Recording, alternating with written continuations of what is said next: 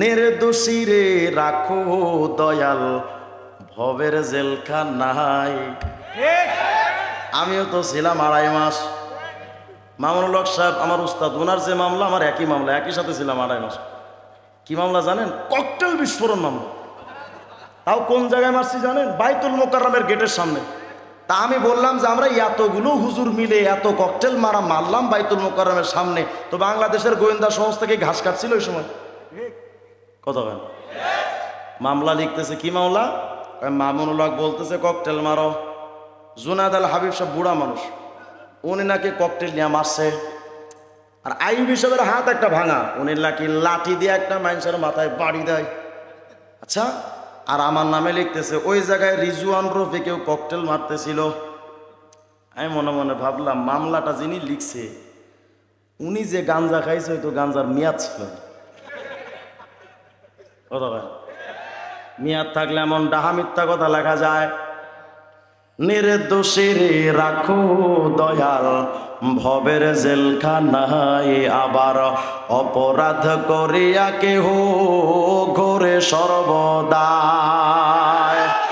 নদীর কুল ভাঙ ও কোল গড়ো, একে তোমার খেলা। সকাল বেলার ধনী ফকির কর সন্ধ্যা বেলারে, কি খেলা খেলাইলা দয়াল রে। বলেন সব কিছু করার মালিককে। আরে মুসলমান আফসোস, পীরের কাছে যা কয় বাবা একটা সন্তান দে, খবর নিয়ে দেখলাম বাবারই সন্তান নাই। বলেন তো সন্তান দেওয়ার মালিক কে? না, আমি তো চ্যালেঞ্জ করে বলি সন্তান দেওয়ার মালিক পীর তো দূরের কথা, সন্তান দেওয়ার মালিক কোন নবীও না। এখানে ওলামায়ে কেরাম আছেন, যদি কেউ আমাকে শুধরে দিতে পারেন দেন। নবীরা সন্তান দিতে পারেন নিজ ইচ্ছায়, যে কোনো উম্মতরে যদি দলিল দিতে পারেন আমি মেনে নিব। তবে অগ্রিম বলে নিচ্ছে আমি কিন্তু কওমি মাদ্রাসার মুমতাজ ছাত্র। আপনি আমার হুট হাটাটা দলিল দিলে তো আমি বিশ্বাস করব। আচ্ছা বলেন তো, ইব্রাহিম আলাইহিস সালাম 86 বছর বয়স পর্যন্ত তার কোনো সন্তান ছিল? পুরা যৌবন বয়স চলে গেল, কোনো সন্তান ছিল? অবশেষে ইব্রাহিম আলাইহিস সালাম কি বলেছেন? স্পষ্ট কোরআনে আয়াত এটা, রব্বি হাবলি মিনাস সালিহিন, আল্লাহ আমি ইব্রাহিমের একটা সন্তান দেন। তাহলে ইব্রাহিম আলাইহিস সালাম নবী হয়ে নিজের সন্তান নিজে দিতে পেরেছিলেন? কার কাছে চাইলেন? জাকারিয়া আলাইহিস সালামের চুল দাড়ি পেকে গেছে, সন্তান নাই। আল্লাহ রে কয় রব্বুল আলামিন আমি জাকারিয়া রে একটা সন্তান দেন। আল্লাহ জাকারিয়া পয়গম্বরের সন্তান দিলেন। ওরে দুনিয়ার মানুষ মনে রাখো, আল্লাহ পাক যদি সন্তান দিতে না চান নবীদেরকেও সন্তান দেয় না। আল্লাহ যদি চান সন্তান দিতে, যদি আল্লাহ চান শুধু মহিলা হলে চলে, পুরুষও লাগে না। দলিল হযরত ঈসা আলাইহিস সালামের মা হযরত মারিয়াম। আল্লাহ যদি চান সন্তান দেওয়ার জন্য বাপও লাগে না, মাও লাগে না। দলিল আদম আর হাওয়া। কথা কয় না? আর আল্লাহ যদি না চান শিল্পপতি হারবাল খাইলেও কাম হয় না। কথা কয় না? অনেক শিল্পপতি 10 তলা 20 তলা বিল্ডিং এর মালিক, শত শত ফ্যাক্টরির মালিক, এত কান্নাকাটি করে বাবার কাছে মাজারে যায়, সন্তান নাই। কারণ আবার অনেক ফকির আছে আল্লাহ পাক তাদের থাকার মতো জায়গা দেন নাই, কিন্তু 10টা সন্তানের মালিক। বলেন তো আছে না নাই? কি খেলা খেলাইলা দয়াল রে দয়াল, খেলা চমৎকার। না পাকে মানুষ বানাইয়া মেলাইছো বাজার রে রে, কি খেলা খেলাইলা দয়াল রে তুমি। কাউরে দিলা 10টা সন্তান, থাকার জায়গা নাই। আবার কাউরে দিলা কোটি টাকা, একটা সন্তান নাই। নির্দোষী রে রাখো দয়াল, ভবের জেলখানায়। আমিও তো ছিলাম 2.5 মাস। মামুনুল হক সাহেব আমার উস্তাদ, ওনার যে মামলা আমার একই মামলা, একই সাথে ছিলাম 2.5 মাস। কি মামলা জানেন? ককটেল বিস্ফোরণ মামলা। তাও কোন জায়গায় মারছি জানেন? বাইতুল মোকাররমের গেটের সামনে।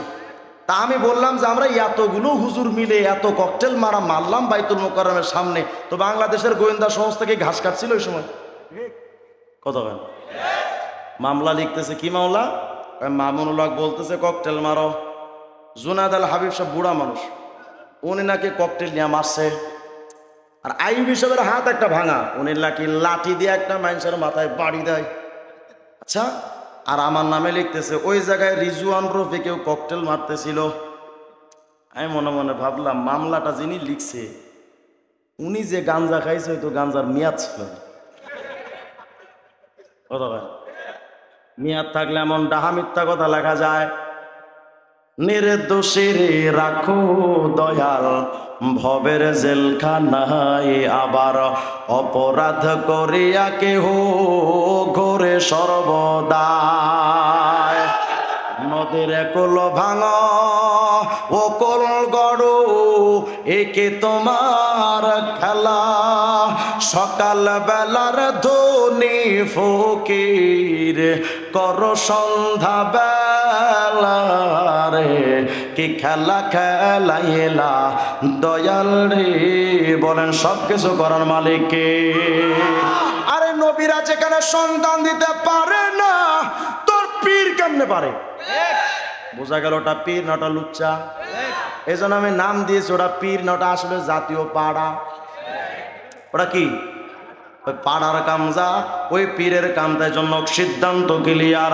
আপনাদের কিশোরগঞ্জ এলাকায় যদি কোনো ভণ্ড পীর আইসা কয় আমি সন্তান দিতে পারি, কোনো কথা চলবে না, সরাসরি জুতা পিটা করে চামড়া তুলে ফেলা দরকার। যদি আপনি না করেন, কদিন পর আপনার বউয়ের ইজ্জত নষ্ট করবে, আপনার ভাবির ইজ্জত নষ্ট করবে। বলেন কোন পীর সন্তান দিতে পারে? ভাগ্য পাল্টানো মালিককে। আটশি পিসাব নাকি ভাগ্য পাল্টাইতে পারে। আমি বললাম নিজের কপালই তো খারাপ। কি বলবো, বাংলাদেশের ল্যাংটাও পীর। আমি বললাম ল্যাংটা যদি পীর হয় তাহলে কুত্তা বড় পীর। কত কেন ল্যাংটা বাবার কাছে গিয়া কয় বাবা ভাগ্য পাল্টা দে।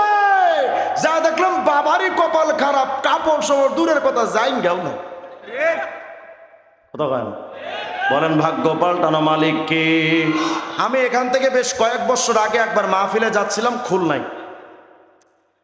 তো আরিচা ঘাট পার হয়ে ফেরির মধ্যে উঠছি, তো দেখি এক বেচারা আংটি বিক্রি করতেছে, অষ্টধাতুর আংটি। চিনেন অষ্টধাতু? এই আংটিটা বিক্রি হয় চাপার জোরে। কিসের জোরে? চাপা বুঝেন না? চাপার জোরে। আমি দাঁড়ায় দাঁড়ায় শুনতেছি, দেখি না কি কয়।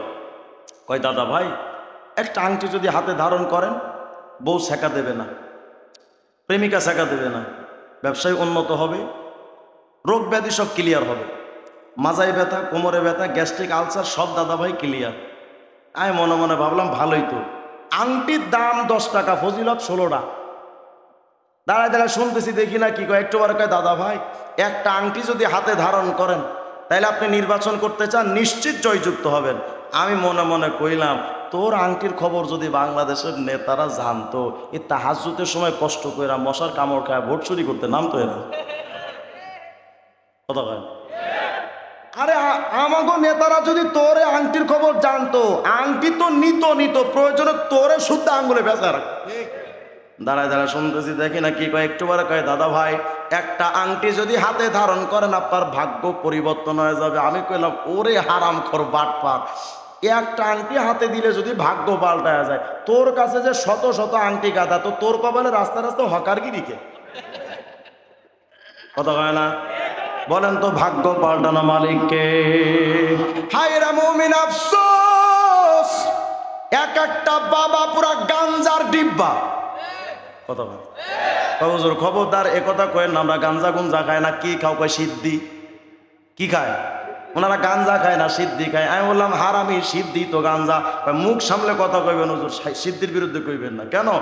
সিদ্ধি একটা বরকতের খাবার। আমি বললাম এত বরকতের খাবার সিদ্ধি খাইলে কি হয়? কয় সিদ্ধি খাইলে বুদ্ধি বাড়ে। এমন বুদ্ধি বাড়া বাড়ছে সিদ্ধি খায়া বাড়িতে এসে বউরে কয় ও মা দুটো ভাত দেওয়া যাবে। রাস্তার মধ্যে কুত্তার পা ধইরা সিদ্দিক কয় বাবা আমারে মাফ কইরা দে। কি বুদ্ধি বাড়া বাড়ছে, কুত্তার পা ধরে ক্ষমাছে। মুসলমান ভাইরা কথাগুলো বুঝবেন, আমি কিন্তু পীর বিরোধী নই, আমিও পীরের মুরিদ।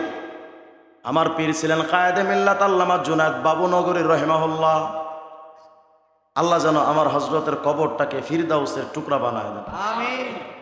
আমার বর্তমান পীর মুফতি আব্দুল ওয়াহিদ কাসিমি দামাত বারাকাতুম, এখানেও হুজুরের কয়েকজন ছাত্র আছে। দুনিয়ার মানুষ একটু মনে রাখো, আমরা পীর বিরোধী মানুষ নই। পীরের রূপ ধারণ কইরা যারা পীরের পায়ে সিজদা নেয়, পীরের কাছে গিয়া যারা সন্তান চায়, পীরকে খোদার আসনে যারা বসায় দেয়, আল্লাহর কসম ওদেরকে পীর বলাও জায়েজ না। মানব কয়টা? 1 নাম্বার, 2 নাম্বার, 3 নাম্বার। এই কোরআন সুন্নাহ সাহাবারে যেই আহলে কোরআন মানে না, হিজবুত তাওহীদ মানে না, কাদিয়ানি মানে না, ভণ্ড পীররা মানে না, তাদেরকেও আমরা মুসলমান মনে করব? এবার চলেন তাহলে হুজুর শেষ কথা, লম্বা সময় হয়ে গেছে আপনাদের, শেষ কথা। 1 ঘন্টা হয়ে গেছে অলরেডি, আরো চলবে কতক্ষণ? 2টা পর্যন্ত? ওর আমি যাবো না, ঠাড়া বইরা মরি আনে নাকি? আওয়াজ দিয়া কোন আল্লাহু আকবার। এখন প্রশ্ন হলো হুজুর তাহলে আমরা মানবো কোনটা? আরে ভণ্ড পীরের তালিকায় তো রাজারবাগ, সুরেশ্বর, চন্দ্রপাড়া, দেওয়ানবাগি, কুতুববাগি, রাজারবাগি, ছোট ভান্ডারি, বড় ভান্ডারি, মাইজ ভান্ডারি, পানিশা, বালিশা, কেতলিশা, গামছা শাহ, লুঙ্গি শাহ, কিল্লা শাহ, ফাইল্লা শাহ, চিল্লা শাহ, চরম বিবি, গরম শাহ, ফকির শাহ, মিসকিন শাহ, টং টং শাহ, ঢং ঢং শাহ, হেউ শাহ, কুত্তা শাহ, ঘোড়া শাহ, ল্যাংচা শাহ, বদনা শাহ, এগুলো সব ভণ্ড। কত হয় না? শুধু এই এক্সট্রা শুধু রাজারবাগের কথা কওয়ানোর দরকার, এটা তো আগা গোড়াই ভণ্ড। আওয়াজ দিয়া কোন আল্লাহু আকবার। এখন প্রশ্ন হলো হুজুর আপনি তো শুধু বিরুদ্ধেই বলে গেলেন, কিন্তু পক্ষে চলা যাবে এমন দল কি বাংলাদেশে নাই? আছে। তবে আমি নিজের থেকে বলবো না, আপনারা তাবলিগ জামাতে গেছেন, কে কে হাত উঠান তো দেখি। তাবলিগে গেছেন কে কে হাত উঠান? 3 দিন বলেন বা 1 চিল্লায় বলেন? মাশাআল্লাহ, হাত নামান। চরমরায় গেছেন কে কে হাত উঠান? মাশাআল্লাহ, হাত নামান। যদি বলেন হুজুর এই 3টা বিষয় মানে এমন দল কারা?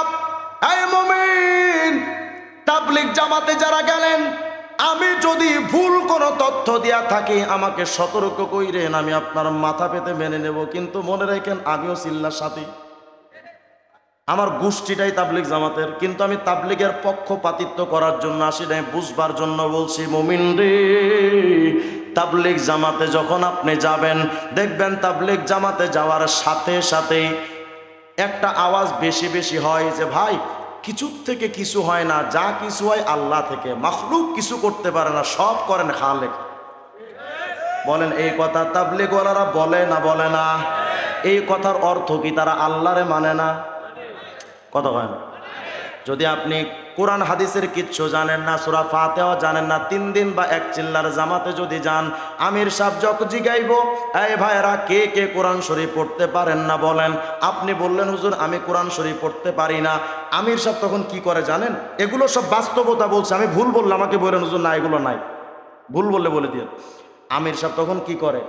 হুজুর উনি তো কোরআন শরীফ পড়তে পারে না, যেহেতু আমরা সবাই একসাথে চিল্লে আসছি, তো হুজুর উনি তো কোরআন শরীফ পড়তে পারে না, হুজুর আপনি দয়া করে ওনাকে একটু কোরআন শরীফটা শিখায় দিয়ে। বলে না বলে না? হুজুর উনি তো সূরা ফাতিহা পারে না, একটু তালিম করায় আপনি একটু সূরা ফাতিহাটা শিখায় দেন, 4টা সূরা শিখায় দেন। শুধু তাই নয়, বসুন বসুন বসুন, তাবলিগ জামাতে যখন আপনি যাবেন, কোরআন শরীফ পড়তে জানেন না, আমির সাহেব বলবে ইমাম সাহেব হুজুর আলেম সাহেব উনি তো কোরআন শরীফ পড়তে পারে না, এই 40 দিন তো থাকবে, দেখেন না একটু কোরআন শরীফ পড়ানোটা শিখান যায় কিনা, মুসলমান তো কোরআন শরীফ পড়তে পারে না। আচ্ছা বলেন তো তাহলে বোঝা গেল তাবলিগওয়ালা ভাই 6টা উসুলের মধ্যে একটা উসুল হলো সহিহ নিয়ত, তাসহিহ নিয়ত, মানে যা কিছু করব আল্লাহর খুশির জন্য, মানুষের খুশির জন্য করব না। এই বক্তব্যগুলো কি বোঝায়? তাবলিগওয়ালারা আল্লাহ কোরআন মানে না মানে না? তবে তাবলিগওয়ালারা তো সুন্নাত মানে না, না না মানে না, মানে শুধু মানে। আপনি যদি তাবলিগ জামাতে যান, মসজিদে যেখানে আপনাকে ঢুকতে পাঠাবে, ওই মসজিদে ঢোকার আগে আমির সাহেব দেখবেন সমস্ত সাথীদেরকে নিয়ে গোল করে দাঁড়ায় মসজিদে ঢোকার আগে, ঠিক না বেঠিক?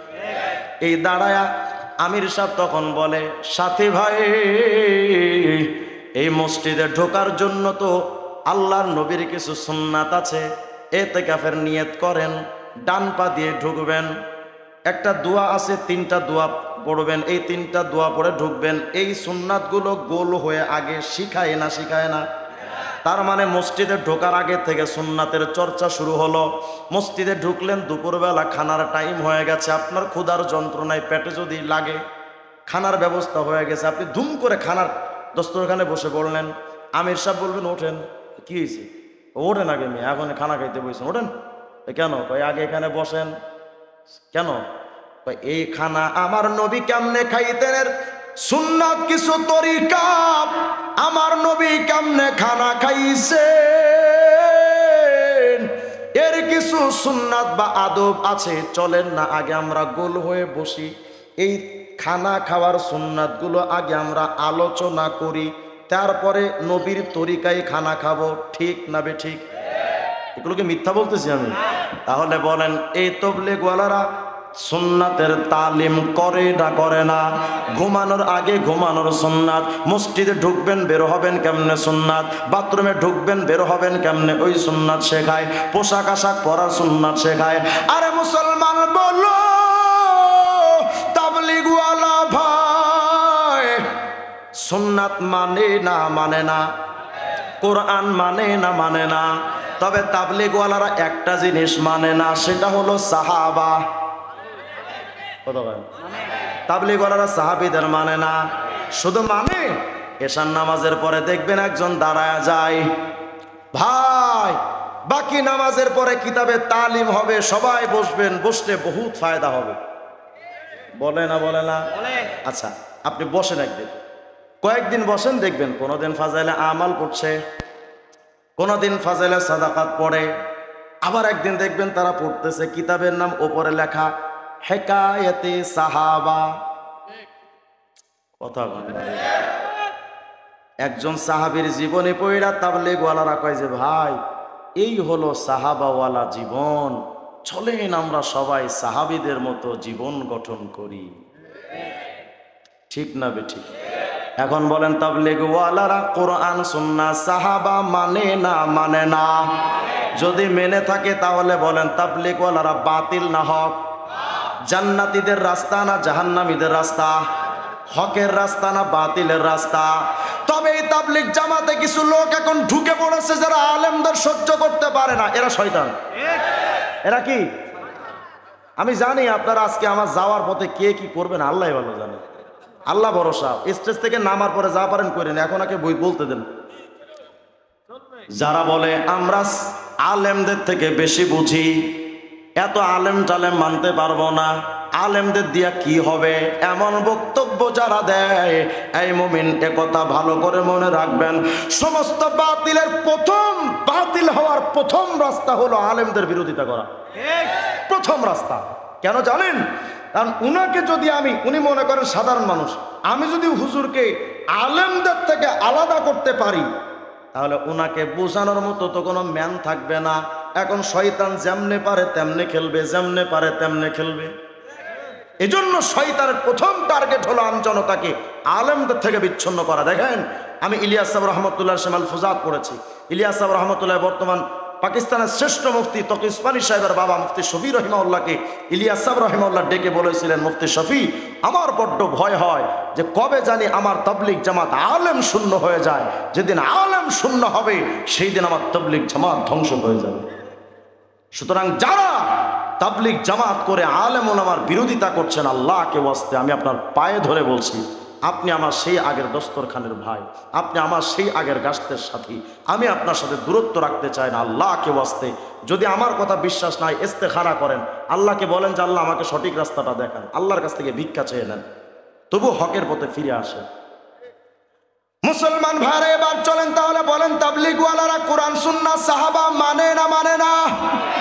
তবে চরমোনাই যান, নানুপুরে যান, ঢালকানগর যান, উজানিতে যান, এই পীর সাহেবরা হক মানে না? মানে না? কোরআন সুন্নাহ সাহাবা মানে না? মানে না? আমি একবার চরমোনায় গেছি, এখান থেকে কয়েক বছর আগে। আমি কিন্তু চরমোনার ইসলামী আন্দোলনেরও কেউ না এবং তাদের মুরিদও না, কিন্তু হক যেটা সেটা তো আমাকে বলতে আমি বাধ্য। আমি একবার 3 বছর আগে একবার চরমনায় গেছি মাহফিলে, তো পীর সাহেবের যে খাস কামরা, রেজাউল করিম সাহেবের, পীর সাহেবের ওনার খাস কামরা আমাকে কিছু সাথিয়ে নিয়ে গেছে, যেহেতু আমি নতুন গেছি। তো নেওয়ার পর আমি দেখছি যে পীর সাহেবের সামনে একজন সাধারণ মানুষ গিয়া মাথাটা এমন করে দিয়া কয়, হুজুর একটু দোয়া কইরা। আমি রয় তো আই নাই, আমার নিজের চোখে দেখেছি। হুজুর দেখলাম আঙ্গুলটা এভাবে মাথার মধ্যে নিয়ে এভাবে এভাবে নিয়ে ধাক্কা দিয়ে বলছে, এই মিয়া আমার সামনে সেজদা করো কেন? মাথা নত তো হবে একমাত্র আল্লাহর সামনে। উড়াইবি কোন ছাতা মাতার কাছে গরু ছাগল নিয়ে যান, যেগুলো যায় ওগুলো গরু, যা নিয়ে যায় ওটাও গরু, যার কাছে লয় ওটাও গরু। এই গরুতে হ্যাট্রিক করছে এরা। হায়রে মুসলমান, তাবলীগ ওয়ালারা, চরমনা ওজানি নানপুর ওয়ালারা কোরআন সুন্নাহ সাহাবার বিরুদ্ধে যায় না, তবে আমাদের স্পষ্ট সিদ্ধান্ত হলো আল্লাহর কসম, কে তবলীগ, কে চরমনা, কে উজানি, কে নানুপুর, কে ঢালকা নগর, এমনকি জুম্মাপাড়া মাদ্রাসার মুহতামিম সাহেব যদি কোনো দিন কয় আমি কোরআন মানি না, অথবা হাদিস মানি না, অথবা সাহাবিদের মানি না, আমরা এই বুড়ি আঙ্গুলটা দেখায় বলবো আপনাকেও আমরা মানি না। তবে যতদিন আপনারা মানবেন আমরা আপনাদেরকে মানব। আচ্ছা, আজকের যে আলোচনাটা আপনাদের সামনে দিলাম, এগুলো বুঝে শুনে একটু চলা যাবে না ইনশাআল্লাহ? হক বাতিল চিনে একটু চলা যাবে না ইনশাআল্লাহ? যারা সাহাবীদের বিদ্বেষী তারা আমার বিদ্বেষী, কতক্ষণ? যারা সাহাবীদের বিরোধী তারা আমার বিরোধী, যারা ইসলামের বিরোধী, কোরআন সুন্নাহ সাহাবার বিরোধী তারা আমার বিরোধী, তারা আমার জানের দুশ্মন, তারা আমার প্রাণের দুশ্মন, তারা আমার ধর্মের দুশ্মন, তারা আমার দ্বীনের দুশ্মন।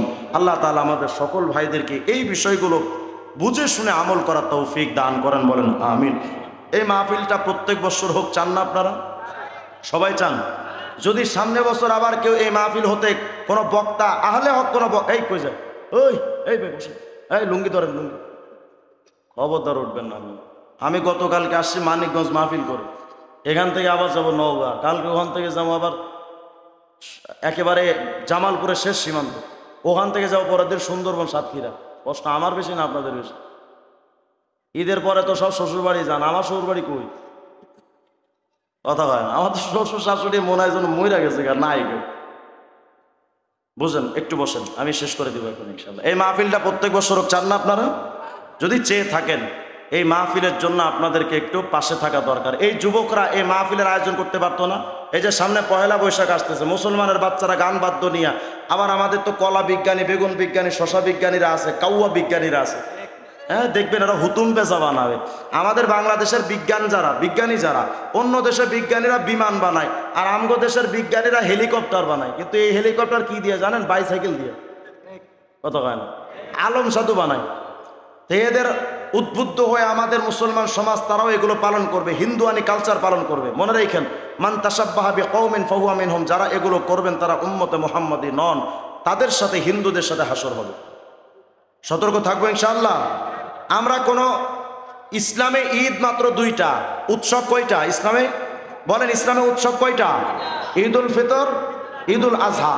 এর বাহিরে মুসলমানের কোনো উৎসব হতে পারে? আমরা এগুলো ধারে কাছে যাব না ইনশাআল্লাহ।